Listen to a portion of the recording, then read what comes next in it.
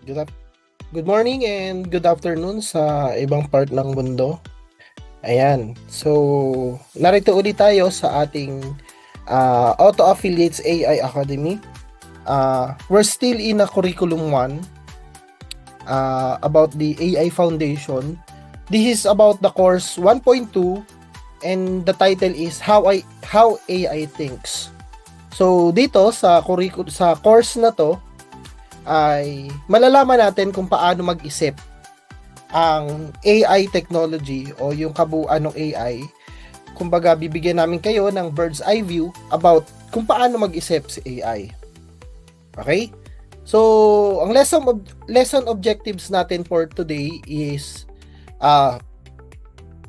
you will understand AI in one simple sentence and know how AI processes information. Number 3, you understand why AI sometimes gives wrong answers. And number 4, learn why prompts matter and build confidence using AI correctly. Okay, so yung apat na yan, yung lessons na yan is yun yung pag-uusapan natin at yan ang pinaka-objective natin. Okay, so first things first, kailangan maintindihan natin what is AI in one sentence. Kumbaga, pag tinanong ka, dapat alam mo kung ano yung ibig sabihin ng AI in one simple sentence. Okay, AI looks a lot of data, find patterns, and predicts what comes next. That's how AI thinks. Okay, so ibig sabihin, tatlo lang yung dapat mong tatandaan: data, pattern, and prediction. Okay? So, step 1, ibig sabihin, yung AI, it looks like a lot of data. Naghahanap siya ng kinakailangan niya mag-process ng napakaraming data. Sa pamamagitan ng data na yon, hahanapin niya yung pattern na based doon sa data na nakuha niya. At ipipredict niya kung ano yung susunod na gagawin or mangyayari. Okay. So, 4 yung pag-uusapan natin dito. Step 1 is the data. Step 2 is the pattern, and step 3, the prediction, and the simple analogy of all. Okay? Step 1, ano ba yung data? Data is a simple term of information. Data is equals information. Example of data is books, websites, social media posts, videos, conversations, numbers, image, etc. So, yan yung mga sample ng data information na madalas na nilalagay sa internet, sa database. Okay, so excuse me. And AI is trained using massive amount of data. Okay, just like a children learns from seeing and hearing things repeatedly. So, ang kagandahan sa AI is mabilis na-train siya na magbasa ng massive amount of data na parang katulad ng bata na ang unang experiment diyan is mula nung gumawa ng nag-collect ng napakaraming data na inilagay sa isang talaga na example is parang bata talaga. Meron tayong mapapanood niyan na talagang inihalin tulad nila sa bata yung data na pinag-aral nila magsalita, mag-process ng data information, mag-process ng pattern, malaman kung ano yung pagkakaiba ng spider sa duck, pagkakaiba ni RJ, pagkakaiba ng isang pangkaraniwan ng isang tao, pagkakaiba ng muka ng isang tao sa pangalawang tao. So, yun yung unang ginawa nila sa AI. So just like a child na nag-aaral ng mga nakita niya, madinig niya ng paulit-ulit. Okay, so yun yung data information. Yan yung AI na kung paano tinitrain yung data. They trained them na mag-process ng massive amount of data. Okay, so bakit importante yan? Kasi after nang ma-process yung data, yun yung step 2. Dito papasok yung step 2, yung pattern. AI does not memorize everything. It looks for patterns. Ibig sabihin, Hindi niya na may memorize, wala siyang photographic memory sa lahat ng mga data information na nakukuha niya.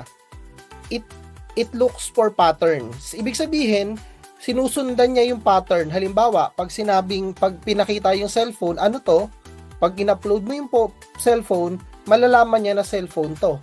So, maghahanap na siya ng pattern kung ano ang susunod mong itatanong o anong susunod mong sasabihing information about sa cellphone. Diba? For example, isa yung mga perfect example na nandito. When someone says, diba? When someone says hello, the next word is open, how are you? When people search best AI tools, they usually want recommendation. So, yan yung mga perfect example ng pattern. Okay, AI learns which word is usually appear together, and what tone matches a certain topic, and what answer are commonly expected. Ibig sabihin, yung AI, natututunan niya sa pamamagitan ng pattern recognition, sa pamamagitan ng pattern na dahil dun sa step 2 na na-collect niyang data, sinusunod niya yung pattern. Natututunan niya which words usually appear together. Ibig sabihin, natututunan niya pag nag-upload ka for example ng cellphone, kino-collect niya na kaagad yung pattern na kung ano yung susunod mong itatanong, ano yung susunod mong sasabihin about dito sa cellphone. Which tone are matches for certain topic. Ibig sabihin, nagkakaroon din siya ng pattern nung certain topic na in-upload mo. And what the answers are commonly expected. So, yan yung tinututunan. At yan, nangyayari yan sa sobrang bilis na panahon. In a matter of split seconds, nalalaman po nila yan. Okay, so malinaw tayo sa step 1, yung data, information. Pagkatapos makolek ng data, it looks for patterns. At step 3, prediction. After seeing the patterns, AI makes a prediction. For example, when you ask a question, AI predicts. Okay, what is the most likely helpful answer based on patterns in data? Is that not, ito yung lagi yung tatandaan, ang pagpipredict ng AI, is that not like human thinking? Hindi siya katulad ng pag-iisip ng tao. Kasi ang tao, bago makapag-predict, dahil meron siyang opinion, meron siyang emotion, meron siyang meron siyang truth, 'di ba? Kasi may dalawang truth pag nag-uusap, meron akong truth, merong ding truth yung kausap mo. May kanya-kanya tayong pananaw sa katotohanan na naiisip natin. Pero hindi katulad ng AI, hindi niya alam kung ano yung totoo. Hindi niya alam kung wala siyang sariling opinion kasi nakabase nga lang siya sa pattern. Nakabase lang siya sa data na binigay mo. Kaya dun siya nagbibigay ng prediction. At wala siyang emosyon. Hindi katulad ng tao na may sariling emosyon. Kapag nagbigay ako sa iyo ng input, normally, nauuna yung emotion, di ba? Pag sinabi ko sa'yo, alam mo, yung opinion ako sa'yo. Yung opinion ko sa'yo, yung buhok mo hindi masyadong maayos, yung mata mo medyo kirat. Di ba, nagkaka-emotion ka kaagad. Unlike ng isang AI, wala siyang emotion. That's why, yung prediction niya, yun yung kailangan nating bantayan. 'Di ba? It predicts the most probable response. Ibig sabihin, pinipredict lang niya yung most probable response doon sa tanong mo, doon sa pinaka-question mo, or doon sa pinaka-data na information na in-input mo doon sa AI. Kaya yung output nito, yun yung kailangan nating bantayan as a human. Okay? Because, ulitin ko, it does not think like a human. Hindi siya katulad mag-isip ng tao. Magkaiba. Because wala siyang emosyon, wala siyang sariling opinion, at hindi niya alam kung ano yung totoo. 'Di ba? Dahil hindi porket sinabi ng AI, yun na ang totoo. Hindi mo pwedeng sabihin na, hindi, sinabi ng AI yan, sinabi ni ChatGPT yan, kaya yan ang totoo. Hindi po. Ang AI, hindi niya alam ang totoo. Okay? Kaya yun yung kailangan nating bantayan. And a simple analogy, imagine AI is like this. A super-powered autocomplete, ibig sabihin, napaka-powerful na autocomplete Nakatulad lang din nung pag nagta-type tayo sa ating mga keyboard na meron na ngayon, AI ang gumagawa dyan, nag-ino-autocomplete niya. Pag tinype mo yung, halimbawa, tinype mo pa lang yung APP, akala niya Apple na yung sasabihin mo. Diba? So, yun yung ang kaibahan lang ng AI is mas mahatindi lang yung kanyang autocomplete functionality. Okay? Is a very advanced guessing machine. Ibig sabihin, ang huhula lang. Yung kaya very dangerous pag hindi mo natutunan yung fundamental about sa AI. Because a very advanced guessing machine. A student who read the internet, the entire internet. Isang estudyante na binasa yung kabuuan ng internet sa napakabilis na panahon. So, para siyang Google din, pero hindi niya ibabato sa iyo kung ano yung facts. Hindi niya ibabato sa iyo kung ano yung totoo. Kung ano yung totoo sa panahon, sa realidad ngayon. Because hindi niya alam yun eh. It does not understand, it predicts. Yun yung lagi niyo po tatandaan. Hindi po siya nakakaintindi, pero nagpipredict siya. That's why it's a very dangerous pag hindi mo naintindihan yung fundamental. Okay po, yan yung simple analogy na kailangan po ninyong intindihin about sa AI. Okay? Why prompt matters? Why prompts matter? A prompt is an instruction you give AI.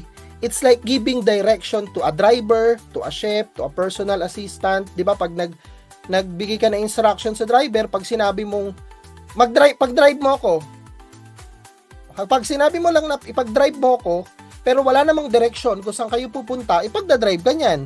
Pero iikot-ikot ka lang yan hanggang sa mapagod ka. Pag sinabi mo sa chef na ipagluto mo ako, ipagluluto ka niyan. Pero dahil wala kang specific na direction or utos, hindi specific, for example sa chef, ipagluto mo ko ng adobo, gusto ko medyo maalat, gusto ko medyo hindi masyadong masabaw, at gusto ko nanunuot yung mantika. 'Di ba, specific dapat para yung outcome yun yung makuha mo na result. Sa driver, sasabihin mo, ipag-drive mo ako, ito yung address, kailangan dumaan ka dito sa direction na to kasi mas mabilis dito. Pag dumaan ka dito, shortcut. Pag dumaan ka dito, long cut yan. Pag dumaan ka naman dito, shortcut nga yan, pero sobrang traffic, kaya dito ka dadaan. Para makapunta tayo ng mabilis dito sa pupuntahan natin. So yun yung, ganun mo lang iisipin ng isang prompt. Yun yung pinaka-basic, fundamental. Bakit napakahalaga, importante nung prompt. A personal assistant, sabihin mo sa kanya na kailangan ipaalala mo sa akin kung anong oras yung meeting ko. Dahil may meeting ako, i-organize mo yung meeting ko. May meeting ako ng 2 PM, may meeting ako ng 5 PM, ipaalala mo sa akin kasi baka makalimutan ko. Okay. If the instructions are clear, the result will be clear. If the instructions are unclear, syempre the result will be unclear. So yun yung tatandaan po ninyo. Instruction equals result. Pagka hindi maayos yung instruction mo, hindi maayos yung magiging outcome. Okay? So, example of a weak prompt. Diba? Bibigyan ko ng isang example of a weak prompt. Write about business. Ang magiging result niyan, generic, boring, and basic. Kasi, mabilis siya makakapagbigay sa iyo ng information, mabilis siya makakapagbigay sa iyo ng result, pero very generic, boring, at basic. 'Di ba? Example naman ng strong prompt. Strong pa lang pero hindi perfect prompt. Hindi siya sobrang ganda na prompt. Strong prompt lang. Write a 200-word Facebook post explaining how beginners can use AI to start affiliate marketing in 2026. Make it simple, motivational. Ang result dyan is specific, targeted, and useful. So, dapat, kung mapapansin ninyo, very specific yung prompt. Kaya, strong prompt siya. Why prompt matters? Simple rule. Better input equals better output. AI predicts based on your wordings, your tone, your instruction, and constraints. If your prompt is vague, AI guess. Kung vague yung ibig sabihin ng vague, medyo malabo, hindi specific, magmanghuhula ang AI. If your prompt is clear, AI performs well. Kaya so ituturo namin 'yan sa mga susunod na nating meron tayong separate course about sa AI, about sa prompt engineering, about sa prompt, kung paano ninyo mai-improve yung paggamit ninyo ng AI using the prompt. Okay? Auto Affiliates AI Academy, di ba? Inside Auto Affiliates AI Academy, we train student to think in a structured prompt. Yan po yung ituturo namin sa inyo. Use AI for monetization, control output quality, avoid beginner mistakes. Because AI is not magic, it's instruction driven. So yan po yung aasahan ninyo sa AI Academy. Okay. Now, the next topic is why AI sometimes lie or make mistakes. This is very important. Okay? Why AI sometimes lies or make mistakes. Minsan may mga pagkakataon na pag in-input mo sa AI or sa ChatGPT or sa Claude or sa Gemini, pag tinanong mo sa kanila, minsan nagbibigay sila ng mga wrong information. Minsan nagbibigay sila ng hindi tamang sagot. Minsan komplikado, kino-complicate nila, because ito po yung tandaan ninyo. AI does not know the truth, tulad na sabi namin kanina. Because AI predicts words, it does not verify the facts unless hindi po niya bine-verify yan. Kasi nagbibigay lang siya ng prediction niya based dun sa pattern na nakuha niya dun sa data information na ipinasok mo. It does not verify the facts unless it is connected to updated systems. Okay? So, yung dapat yung tatandaan. Unless you specifically ask it to verify. Okay? So, halimbawa, ang prompt mo, sasabihin mo, can you show me the direction papunta dito sa ganitong address at paki-verify siya sa real time and real world maps. So bibigay niya sa yan kasi that's the time na i-connect niya yung sarili niya sa internet. That's the time na i-connect niya yung sarili niya doon sa real world facts and figure. Okay? If the pattern suggests, sometimes likely it may say confidently even if wrong. This is called AI hallucinations. So, madalas din yan. Even sa images, even sa mga video, madalas minsan ito yung inilagay mo, minsan ito yung inilagay mong prompt, medyo specific na, pero nag-iiba yung sinasabi, nag-iiba yung timpla ng boses, nag-iiba yung timpla ng muka, nadi-distort na kung sakali. Ang tawag po doon is AI hallucinations. Dahil hindi pa perfect ang AI, hindi siya perfect dahil nga, ulitin ko, nagpa-process lang siya ng data na based sa pattern at doon sa pattern na yon, doon sa pattern ng data na kinolek mo, nagbibigay siya ng prediction. Kaya madalas, minsan, nagkakaroon siya ng mga error, nagkakaroon siya ng mga pagkakamali because yun yung tinatawag na AI hallucinations. That's parang tao lang din yan. Kapag may sakit, madalas nag-hallucinate. Kapag may ibang nararamdaman, pag feeling, hindi maganda yung feeling, nagkakaroon din ng hallucination. How much more yung AI na ang dami niyang processes, ang dami niyang data na pinoprocess every seconds. So, may possibility talaga na magkaroon ng tinatawag na AI hallucination. So, hindi dapat ninyo kumbaga, hindi kayo dapat ma-disappoint doon. Can AI make a mistakes? Yes. Can AI sometimes give lies? Yes. Because of AI hallucinations. Okay. Why mistakes happen? This is the common reason why AI sometimes make a mistakes. Okay. Number 1, outdated yung data. AI may know very recent event, may not know the very recent event. So, yan yung mga possible na outcome, yun yung mga possible explanation bakit nagkakaroon ng AI hallucinations. Because yung nakuha niyang data is outdated. And AI may not know every very recent event. Hindi niya madalas nalalaman yung recent event. So, minsan, pwede mo kailangan mo pang turuan ng AI. That's why that's why ang tayong tao, tayo pa rin ang master ng AI. Tayo pa rin ang magvo-validate sa AI. Okay? Reason number 2, pattern confusion.